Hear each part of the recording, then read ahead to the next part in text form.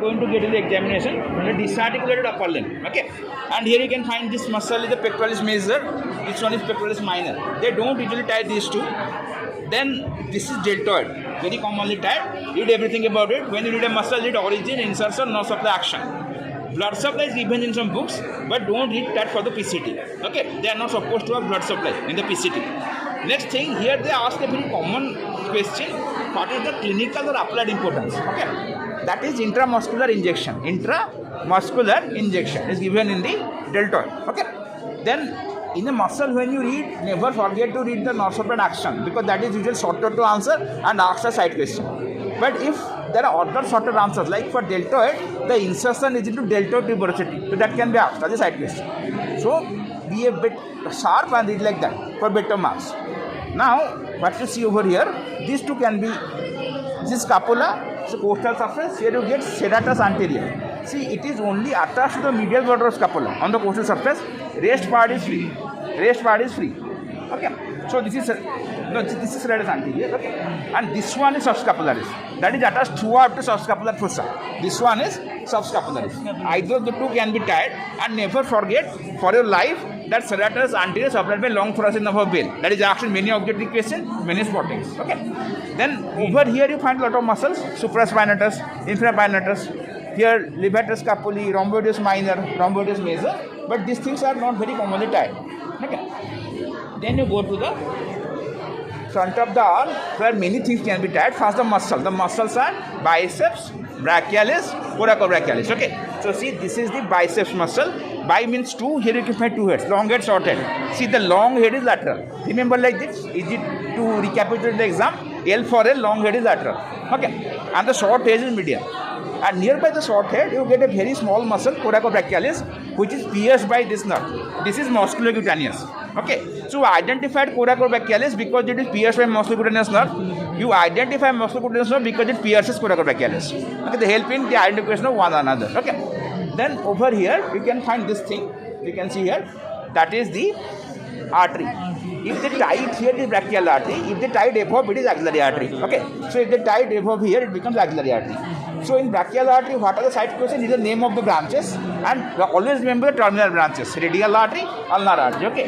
So see over here, this is your radial artery, and this one is the ulnar artery. Okay. This is the radial artery, and this is the ulnar artery. Okay. This one ulnar artery, mainly by the side to which it is present. Okay. Then if they tie the axillary artery in the axilla, read things like where it begins, where it ends, which muscle divides in three parts, and what are the branches from each part. Any of them can be a side question. This is brachial artery. Okay, it is accompanied on either side by a veiny commitans, this dark structure, and above you get over here, this is your axillary artery. So side-wise, the identification become different. Okay, then see over here the vein that is medial to the brachial artery. This is the basilic vein. This is the basilic vein. But if it is tied in the axilla, it becomes axillary vein. So basilic vein becomes continuous as the axillary vein. But a more commonly tied vein is this cephalic vein. Okay, the cephalic vein rises from the lateral end of the dorsal venous arch, accompanies the lateral part of forearm, lateral part of arm, then goes to the deltopectoral groove. That is the groove between deltoid and pectoralis major, and drains into axillary vein.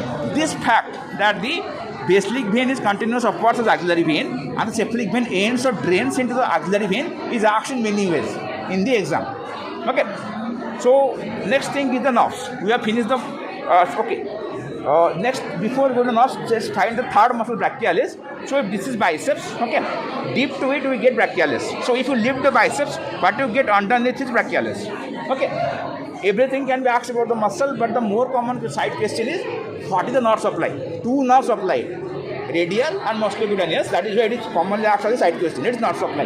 Okay. Then see over here. Let us go for the nerves. See, this is median nerve. Why? Because partly it is in the middle of the arm, and see, that is more important. It has got two roots forming it. Okay. So this is your lateral root. This is medial root. The lateral root starts from lateral cord of brachial plexus. So this is lateral cord. Okay. And starting from that, this is musculocutaneous nerve that pierces coracobrachialis. This is musculocutaneous nerve that pierces coracobrachialis. Over here, see, it pierces a short muscle here. See, this is coracobrachialis. Okay, this thing is coracobrachialis, which is pierced by the musculocutaneous nerve. Okay. So bicep brachii, behind the bicep brachii is the no. nearby the short head of biceps, there is coracobrachialis. They are fused. Okay, they are fused. Okay. Sir, and brachialis is Brachialis, if you lift biceps, try to get underneath that. This is brachialis. this one. This is brachialis. Okay. Brachialis is of the two nerves, musculocutaneous and radial. Okay. Then you see the other nerves here. See, this is again the medial nerve, medial root, and that arises from medial cord of brachial plexus. Starting from medial cord, see there is another nerve here. See this one. Okay. See this nerve. This nerve goes behind medial epicondyle. See ulnar nerve. Ulnar nerve. When they put the ulnar nerve as a question, mark this relation. That will be clearly dissected. It will go behind medial epicondyle. Okay. And so this is the ulnar nerve, third nerve. And see over here, there is another nerve. This one. That is going to back of the arm. That is radial nerve. And the radial nerve, if they tie in the spiral groove at the back of the arm. Visually, okay. And see, there is another nerve that is less commonly tied, but you should know it. This is the axillary nerve that is going towards deltoid.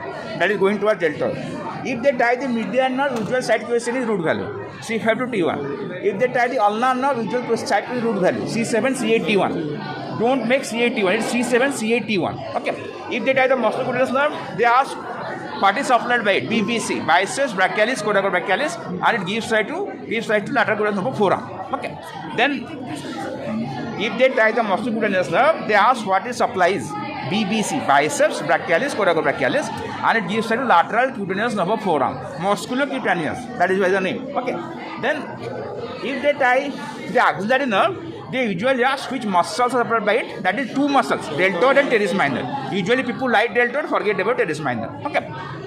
Then if they tie the radial nerve, here in the spiral groove, okay, in the spiral groove if they tie the radial nerve, the usual side question is root value. That is again C5 to T1, and they ask what will happen if it is paralyzed, wrist draw. If the radial nerve is paralyzed, that will lead to wrist draw.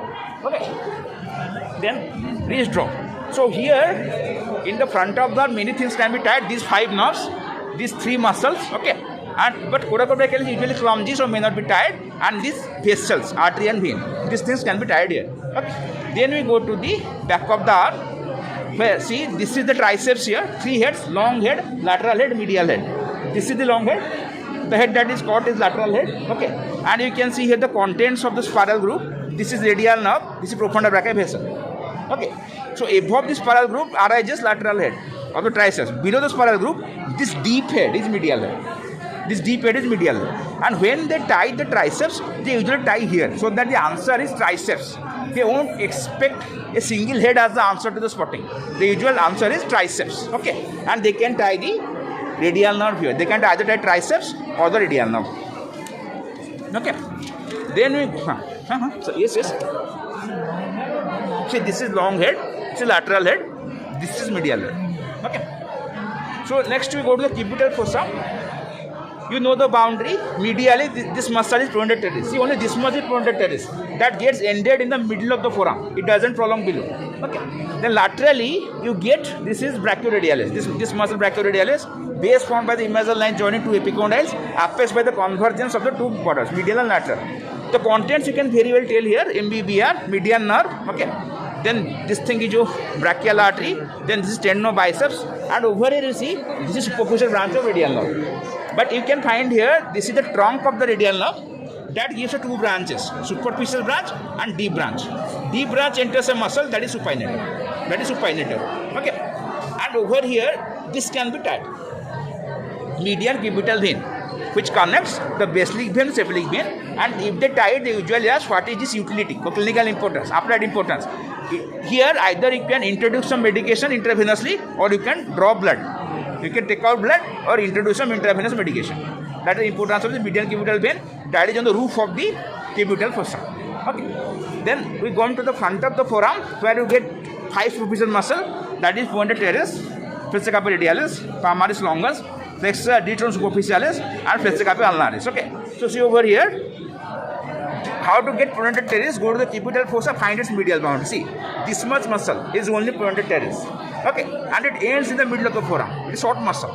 Then flexor carpi radialis. This is palmaris longus. Above that is short belly, below long tendon. That becomes continuous with palmar aponeurosis. But this arrangement you may not get everywhere. That is usually caught in the middle. Okay. Then this is your flexor digitorum superficialis, multiple tendon, superficial muscle, and this is the flexor carpi ulnaris.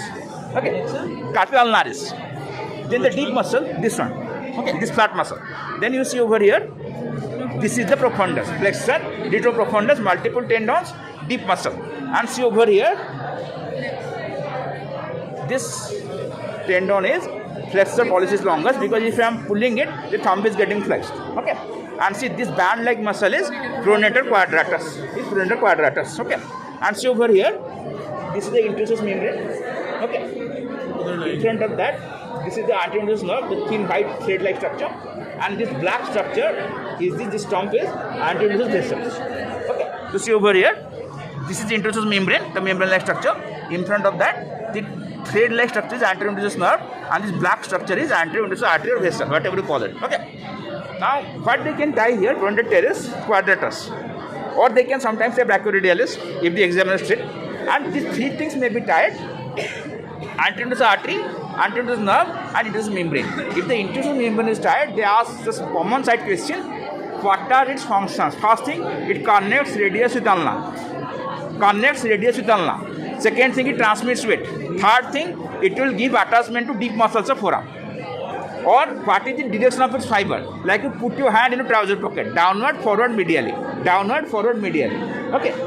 If they tie anterior interosseous nerve, they ask the branch of which nerve? Median nerve. If they tie the anterior artery, they ask the branch of which artery? It is the branch of common interosseous artery. That is the branch of ulnar artery. This is the common side question. In the palm, this can be tied if present, palmar aponeurosis, and they ask this fact that it is a prolongation of palmaris longus. Okay. Then you see over here, you can find over here some transverse fibers, this thing that is cut vertically. This is the flexor retinaculum. This can be tied, okay, and you read its attachment, 4-5 structures passing superficial to it and 4-5 structures passing deep to it. So all they tie in the palm is either palmar aponeurosis or flexor retinaculum. Okay. Then coming to the back of the forearm, where the usual spotting is this extensor retinaculum. Okay, and they ask these attachments or what passes underneath it. Like they ask name any four structure passing deep to it, or name what is passing to the fourth compartment. In the fourth compartment pass four things: extensor digitorum, extensor indicis, posterior interosseous nerve, anterior interosseous artery. If you remember these four, you can answer the question obviously: what are four structures passing underneath it? And for your knowledge, just see what are the 6 compartments and 9 muscles underneath the retinaculum. See this 2 oblique muscle, okay, that is first compartment muscle, abductor pollicis longus, extensor pollicis brevis, longus is lateral. Okay, then see these 2, that is the second compartment muscle, 2 of them are there, extensor carpi radialis longus, extensor carpi radialis brevis, longus is lateral. Okay, then see this muscle, okay, see how it is going towards the thumb. See this one is going towards the thumb. Okay, so the third compartment, extensor pollicis longus.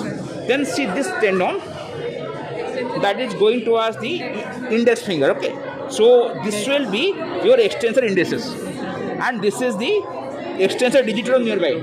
Then fifth compartment, extensor digitorum minimis. See, it is clearly going towards little finger, and this one is extensor carpi ulnaris. Okay, and 10th muscle is this one, 9 are finis, this anconeus, this triangular muscle. Then see over here, brachioradialis is at the lateral border of the cubital fossa, and supinator, how to know it? The deep branch of radial nerve. This one will go into it. So this is supinator. So you get 12 muscles done. But what they ask over here is mostly this one, external retinaculum and structure passing deep to it. And here you can see another thing. See in the fourth compartment. See here, this thread-like structure over here. This one, okay. This is the posterior interosseous nerve. Okay, and nearby it you can find a dark cylinder. That is the anterior interosseous vessel. Okay, interosseous nerve. Okay. And this one is anterior artery. Traction flexor side, there was the black one was the artery. Now see what happens. There is a lower free border or lower free margin of interosseous membrane. The anterior interosseous artery winds around that, okay, and enters the posterior compartment. Then above it anastomoses with posterior interosseous artery. So in the lower part nearby the retinaculum, the artery is anterior interosseous artery because posterior one is present above, with which the anterior one anastomoses. So this is the posterior interosseous vein, anterior interosseous artery. Nerve. Sorry. This one is This one is the posterior interosseous nerve. Wait. Just snap it or what? Because they are here. This is the nerve, okay? Posterior interosseous nerve and this is anterior interosseous artery. Okay. See over here. थोड़ा उठा लो copy. So see what is there. See in the posterior compartment. See this is the fourth compartment. In that what you get? This structure. See this thread-like structure. This one, okay. This is the posterior interosseous nerve. Okay.